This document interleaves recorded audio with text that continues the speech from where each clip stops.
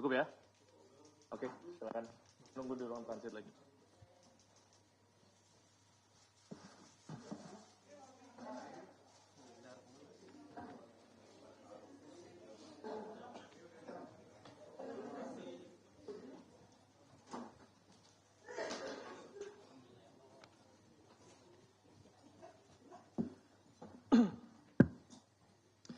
Baik, bismillahirrahmanirrahim.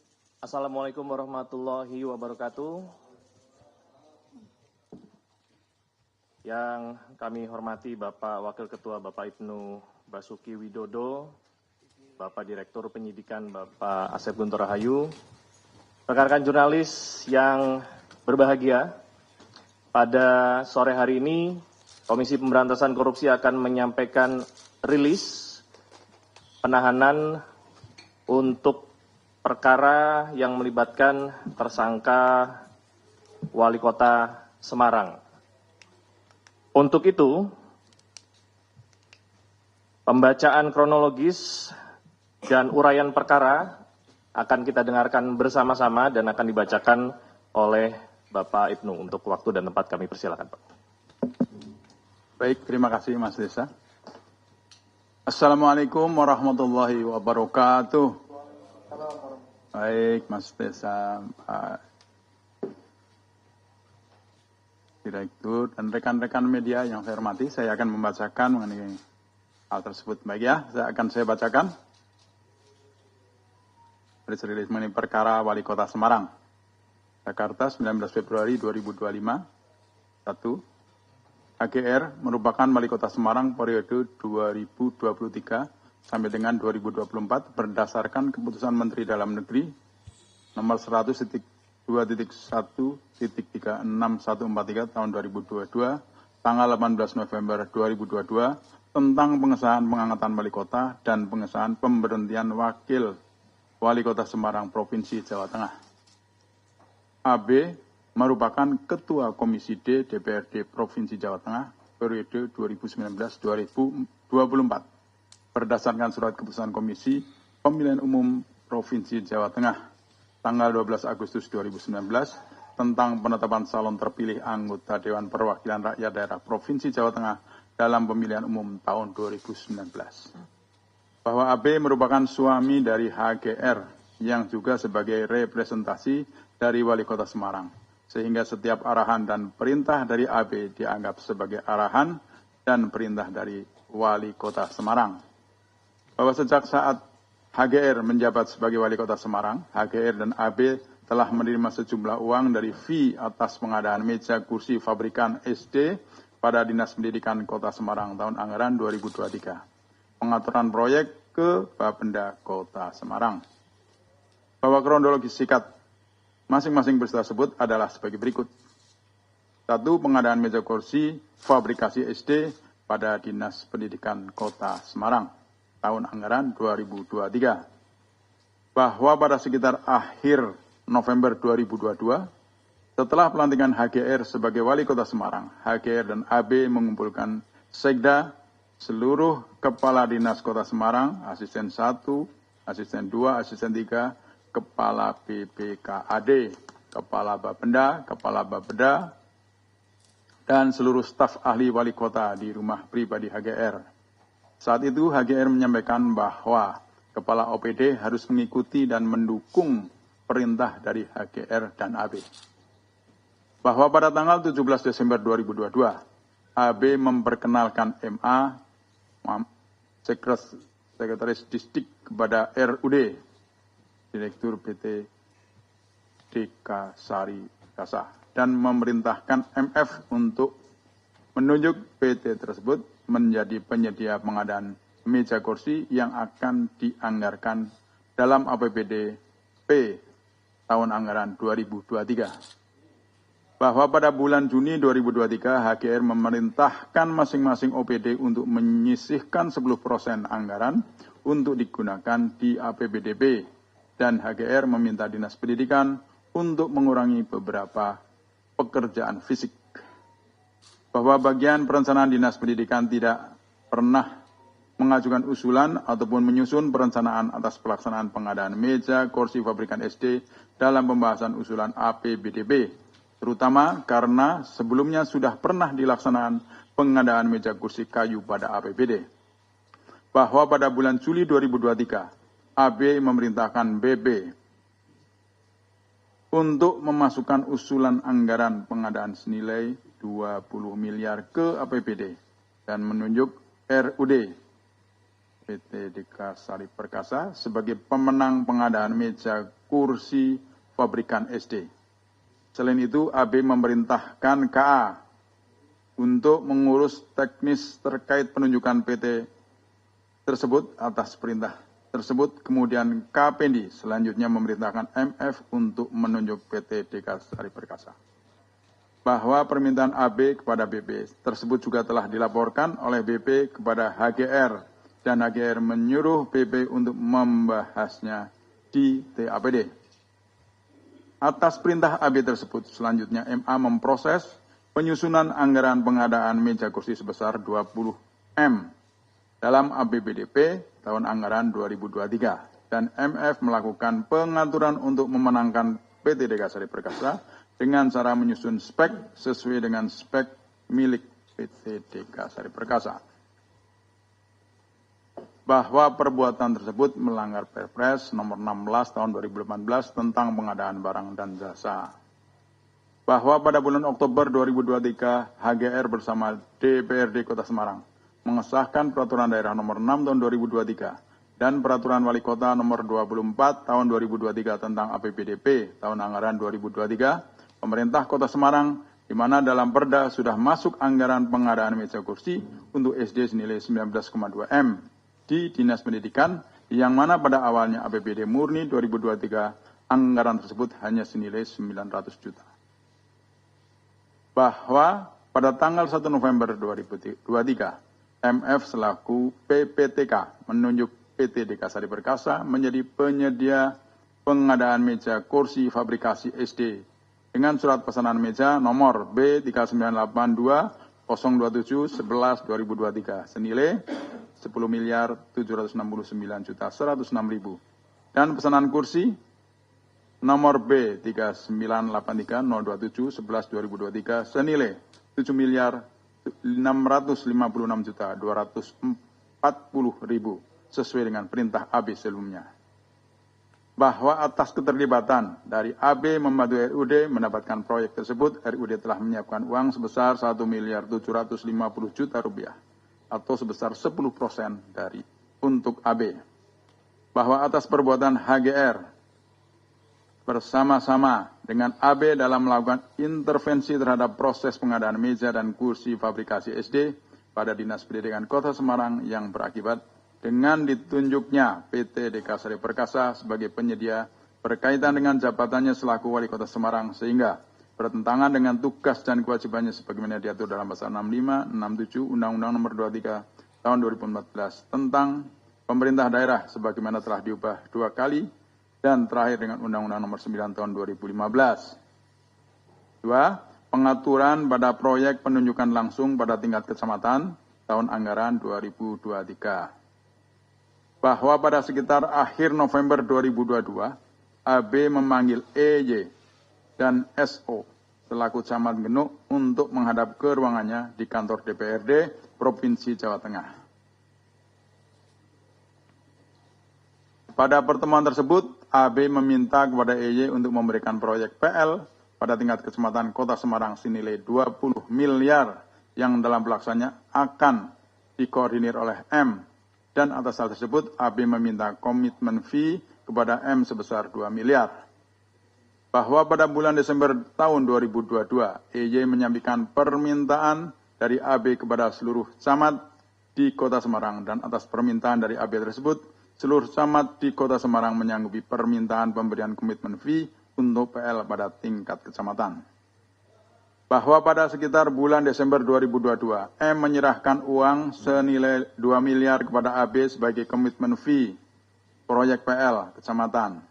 Bahwa M selanjutnya memerintahkan SU selaku Sekretaris Gapensi Kota Semarang dan SI selaku Wakil Sekretaris Gapensi Kota Semarang untuk menunjuk koordinator lapangan yang akan berkomunikasi dengan para camat terkait pelaksanaan proyek PL dari setiap kecamatan tersebut. Pada bulan Maret tahun 2023, saat pelaksanaan rapat pleno Kapinsi Kota Semarang tahun 2023, M menyampaikan kepada seluruh anggota Kapinsi Kota Semarang bahwa Kapinsi Kota Semarang mendapatkan jatah proyek PL pada tingkat kecamatan di Kota Semarang. Dan bagi yang berminat untuk mendapatkan proyek PL pada tingkat kecamatan tersebut, harus menyetorkan uang kepada M sebesar 13% dari proyek sebelum pekerjaan dimulai. Bahwa komitmen fee yang diterima oleh M atas permintaannya kepada para kontraktor anggota Kapinsi adalah senilai Rp1.400.000. 400 juta rupiah. Bahwa komitmen fee yang diterima oleh M digunakan sesuai perintah AB, yang diantaranya adalah pengadaan mobil hias dalam festival bunga yang diadakan pemerintahan Kota Semarang.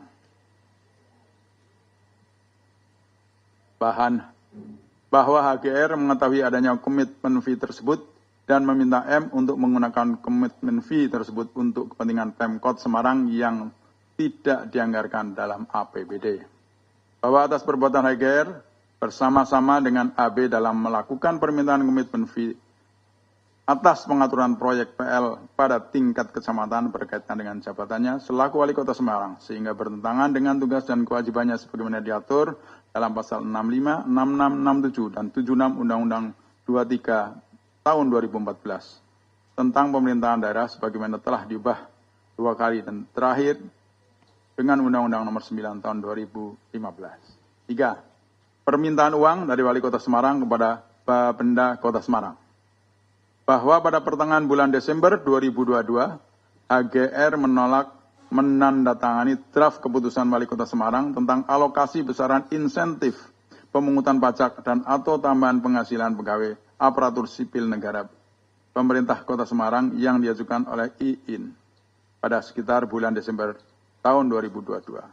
Bahwa HGR memerintahkan IIN untuk melakukan kajian kembali atas jumlah TPP yang akan diterima oleh masing-masing penerima, dikarenakan HGR menilai jumlah yang diterimanya tidak jauh berbeda dibandingkan dengan jumlah yang diterima oleh pegawai pada Bapenda Kota Semarang, dan juga lebih kecil dibandingkan jumlah yang diterima oleh IA selaku Sekretaris Daerah Pemerintah Kota Semarang.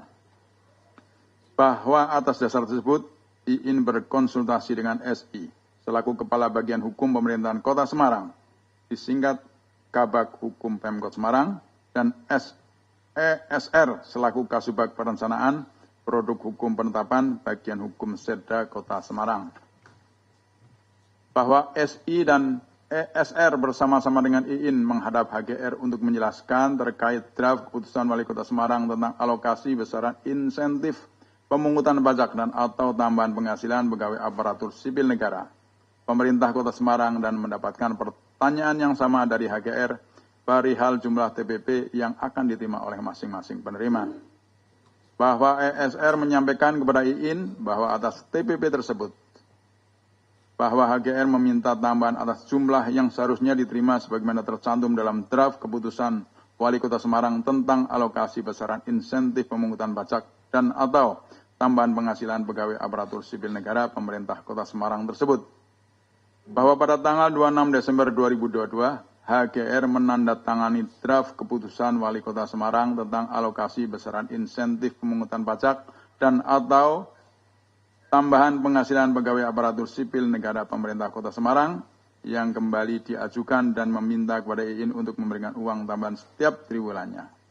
Bahwa atas permintaan dari HGR pada periode bulan April sampai dengan Desember 2023, IIN memberikan uang sekurang-kurangnya Rp2.400.000.000 kepada HGR dan AB yang dipotong dari iuran sukarela pegawai Bapeda Kota Semarang dari TPP triwulan 1 sampai dengan 4 tahun 2023 dengan rincian pemberian per orang per triwulan Rp300 juta. Khusus uang triwulan 4, HGR memerintahkan IIN untuk menyimpan uang tersebut terlebih dahulu. Bahwa perbuatan HGR meminta tambahan uang atas tambahan penghasilan pegawai dari insentif pungutan pajak telah melanggar pasal 7 ayat 1 huruf B Peraturan Pemerintah Republik Indonesia nomor 69 tahun 2010 tentang tata cara pemberian dan pemanfaatan insentif pemungutan pajak daerah dan retribusi daerah. Bahwa penerimaan pembayaran atas permintaan dari HGR kepada IIN adalah pembayaran di luar penerimaan yang sah sebagaimana diatur dalam pasal 4 ayat 1 huruf C, pasal 4 ayat 2, pasal 7 dan pasal 8 ayat 1. Perubahan atas peraturan pemerintah nomor 9 tahun 1980 tentang hak keuangan administrasi kepala daerah, wakil kepala daerah dan bekas kepala daerah, bekas wakil kepala daerah, serta janda dudanya sebagaimana telah beberapa kali diubah terakhir dengan peraturan pemerintah nomor 16 tahun 1993. Atas penjelasan tersebut di atas, KPK telah menetapkan saudara HGR dan saudara AP sebagai tersangka dugaan tidak pidana korupsi, menerima hadiah atau janji terkait dengan pengadaan barang dan jasa di lingkungan pemerintah Kota Semarang tahun 2023 sampai dengan tahun 2024. Dan meminta menerima memotong pembayaran kepada pegawai negeri atau penyelenggara negara yang lain atau kepada kas umum seolah-olah pegawai negeri atau penyelenggara negara yang lain atau kas umum tersebut mempunyai utang kepadanya terkait dengan insentif pemungutan pajak dan retribusi daerah Kota Semarang tahun 2023 sampai dengan tahun 2024 dan menerima gratifikasi sebagaimana dimaksud dalam pasal 12 huruf A, pasal 12 huruf B, pasal 12 huruf F, pasal 12 huruf B besar, Undang-Undang Nomor 31 Tahun 1999 tentang pemberantasan tindak pidana korupsi, sebagaimana telah diubah dengan Undang-Undang Nomor 20 Tahun 2001 tentang perubahan atas Undang-Undang Nomor 31 Tahun 1999 tentang pemberantasan tindak pidana korupsi, Yungto, pasal 55 ayat 1 ke 1 Kitab Undang-Undang Hukum Pidana, bahwa terhadap saudara HGR dan saudara AP dilakukan penahanan rumah tahanan negara kelas 1 Jakarta Timur, cabang rumah tahanan KPK selama 20 hari, terhitung sejak 19 Februari 2025 sampai dengan tanggal 10 Maret 2025. Demikian, terima kasih. Baik, terima kasih Pak Ibnu. Ya. Rekan-rekan sekalian, kami buka sesi pertanyaan khusus untuk perkara yang baru saja dibacakan penjelasannya oleh Bapak Ibnu. Silakan, bila ada yang ingin bertanya. Ya. Mohon disampaikan nama dan dari media mana ya? Terima kasih, selamat sore. Mohon izin Pak, saya Bayu dari sinpo.id. Mau tanya kemarin ketika beberapa hari sebelum yang ini, kan ada Bu Ita sendiri kan sempat dikabarkan itu sakit. Nah, kalau boleh tahu bisa disampaikan sakitnya itu sakit apa, terus juga sampai akhirnya apa yang dilakukan oleh KPK sehingga Bu Ita bisa menyerah dengan alasannya yang berulang kali sakit. Terus ya, yang terakhir apakah di sini ada upaya yang didapat dari Bu Ita itu dikumpulkan untuk keperluan dia terkait pencalonan ataupun terkait pemilu, terlebih Pilpres di 2024 kemarin, Pak. Terima kasih, itu aja. Lanjut. Baik, terima kasih Mas Desa, Pak Ibnu dan Pak Asep. Saya Fadil dari Wartawan Kumparan. Izin bertanya dan memastikan saja terkait dengan sejumlah dugaan korupsi yang dilakukan sama Mbak Ita dan suaminya ini. Itu total uang yang didapatkan oleh keduanya itu mungkin bisa disampaikan berapa totalnya? Mungkin itu saja, terima kasih. Yang kedua siapa Mas? Fadil. Kumparannya. Ada lagi? Belakang. Terima kasih Pak. Saya Jamal dari Remol. Ada satu pertanyaan aja Pak. Mbak Ita dan suaminya ini kan dia dari satu partai yang sama ya Pak, PDIP. Nah, apakah KPK sudah menelusuri atau akan menelusuri dugaan aliran uang itu ke partai. Contohnya kan dia itu kan di Jawa Tengah itu kepada Ketua DPD PDIP Jawa Tengah Bambang Pacul. Paling itu aja Pak, terima kasih. Ada lagi? Cukup ya, 3. Baik, kalau begitu kami serahkan ke Pak Direktur Penyidikan untuk bisa menjawabnya. Silakan Pak Direktur. Bismillahirrahmanirrahim. Assalamualaikum warahmatullahi wabarakatuh. Selamat sore dan salam sejahtera bagi kita sekalian. Yang terhormat Pak Ibnu, pimpinan, Mas Tessa, Pak Jubir, dan rekan-rekan jurnalis sekalian yang berbahagia. Ada 3 pertanyaan terkait perkara ini. Yang pertama dari Mas Bayu.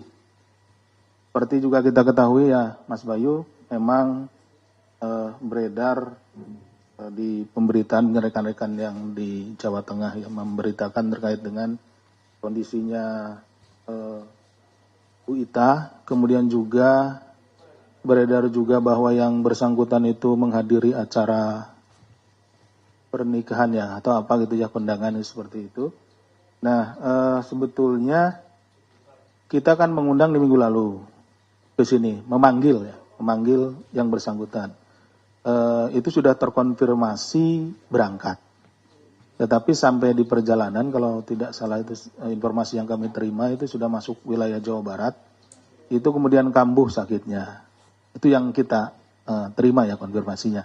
Nah, kemudian yang bersangkutan bersama dengan suaminya itu kembali ke Semarang dan kemudian melakukan check up gitu ya, atau kontrol seperti itu, dan disarankan untuk istirahat seperti itu. Jadi ada suratnya yang masuk ke kami berikutnya. Jadi seperti itu ya, tentunya terhadap panggilan itu apabila ada keterangan, dalam hal ini keterangan surat atau apapun, dan itu bisa dipertanggungjawabkan, tentunya ya kami pertama menerima, tapi yang kedua kita juga melakukan pengecekan. Ya, kalau misalkan tersangka sakit ya kita mendatangkan ke sana penyidik untuk melakukan pengecekan apakah benar yang bersangkutan sakit. Jika benar, berapa hari misalkan diberikan waktu untuk istirahat seperti itu. Jadi kami setelah tim datang ke Semarang meyakinkan atau mendatangi dokternya dan berkomunikasi, kemudian kita memanggil kembali yang bersangkutan pada hari ini, dan alhamdulillah pada hari ini yang bersangkutan hadir, dan kita juga dengan adanya laporan atau pemberitaan dari rekan-rekan menjadi yakin gitu ketika yang bersangkutan bisa hadir di acara kondangan itu gitu. Jadi artinya sehat gitu. Jadi tidak ada lagi keraguan bahwa hari ini tidak akan hadir gitu, seperti itu. Jadi terima kasih juga kepada rekan-rekan di mungkin kontributor di Jawa Tengah ya yang memberitakan terkait dengan yang bersangkutan. Kemudian yang kedua, ini terkait dengan uang-uang yang diperoleh. Apakah ini kemudian dikumpulkan, kemudian apakah ada kaitan dengan kampanye dan lain-lain. Ini mohon maaf ya rekan-rekan, ini masuk ke materi yang sedang kita dalami, penggunaan uang tersebut. Yang jelas bahwa memang yang bersangkutan dengan suaminya itu seperti tadi dibacakan di bahan konvers, itu memang menerima sejumlah uang, baik dari proyek ya, jadi dari izin proyek ya, dia harus memberikan dulu sejumlah uang, maupun dari pemotongan uang-uang atau dana-dana yang seharusnya diterima oleh para pemungut pajak, seperti itu. Kemudian Mas Fadil, ini jumlah uangnya berapa? Saya ini takut salah ya, Mas Fadil. Nanti saya jumlah pasnya saya kabari ke Mas Fadil. Tapi tadi secara parsial di masing-masing masing-masing kan ada tiga hal nih, 3 perkara, 3 kegiatan. Nah, itu masing-masing ada yang 2 ada yang 2 miliar, ada yang 1, sekian miliar gitu. Tapi karena tentunya juga kita akan, karena masing-masing orang ini kan ada perbuatannya tersendiri. Walaupun kedua-duanya ini adalah suami istri. Itu tidak bisa juga lalu digabungkan, tentunya sesuai dengan fakta perbuatannya. Bu Ita berapa, kemudian Pak Awe juga berapa, seperti itu. Nanti untuk pasnya kami akan susulkan ke Mas Fadil. Kemudian dari Mas Jamal, ini apakah uang-uang tersebut ada mengalir ke partai? Sejauh ini yang kami peroleh, kita memang dengan, sering saya sampaikan, dengan metode follow the money, kita akan mencari kemana uang itu mengalir. Tapi sejauh ini kami belum menemukan ke arah situ. Nanti kalau update-nya tentu kita akan sampaikan berikutnya kemana uang yang diperoleh oleh saudara I ini dengan saudara A itu mengalir kemana saja. Demikian mungkin Mas Tasep yang bisa saya sampaikan. Terima kasih. Assalamualaikum warahmatullahi wabarakatuh. Terima kasih Pak Dirdik. Baik, untuk sesi selanjutnya